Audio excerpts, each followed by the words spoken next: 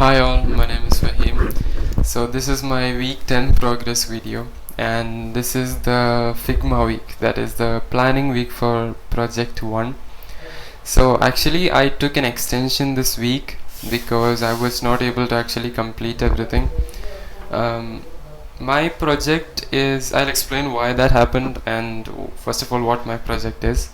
So my project is just like most everyone does here, e-commerce website, but I am actually making this website for my dad. So he has a small shop, small business that is mainly focuses on adapters, connectors, wires, and headphones, webcams, and everything. So that's what the product is, and I'm planning to make a website so that he can use that for his shop.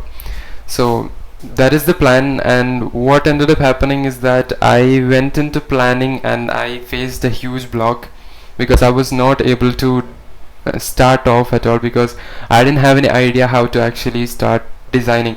Because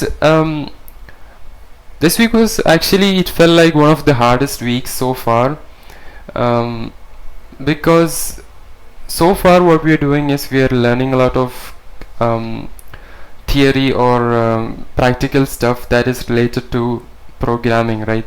So like solving problems or learning syntax and how things work.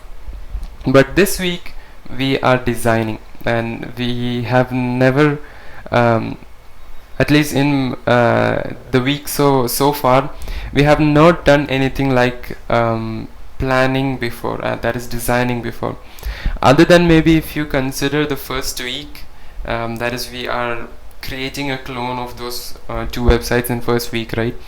I wouldn't really call that designing because we are just copying the same thing. We don't have to think through how everything is aligned, how everything is placed, and things like that. So I felt like this week was a huge difference from the usual stuff. So I thought that was why I faced that much of a difficulty actually doing it. So that's why I took an extension, because I tried to make the Figma, and I was not able to complete it on time. So I had to take an extension to complete it. But what I noticed was that starting off was what the hardest thing to do, because after I started, then I was in a flow. So I got the idea of how to actually do these things and how to design everything.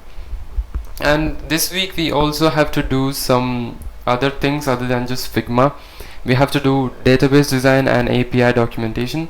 And database design, what I used was Eraser.io. It's a tool that is used for, among other things, it is used also to design your database for your application. So it's a tool that generates the image for you automatically. So we just have to type out the code, or they have a small syntax. It's not that complicated, it's pretty simple, and you type out your database in that syntax of theirs, and what happens is that it generates the image automatically for you, so you can see everything in a visual way.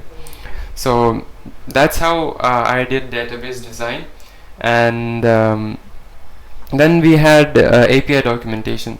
So for that, what we have to do is we have to define what each of these endpoints we have in our backend, and what those we have to define what all endpoints we have, what those endpoints will receive in their request bodies, and what they will return in their response bodies. So we have to define all of that in Postman.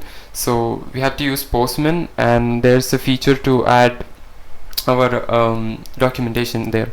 And we can also create mock servers so that we can actually see how this will actually work out when we actually do create the backend. So creating mock servers lets us basically make it so that we have a backend, but we don't actually have a backend.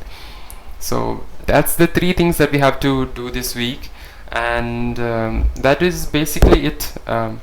So that was all from me. Thank you.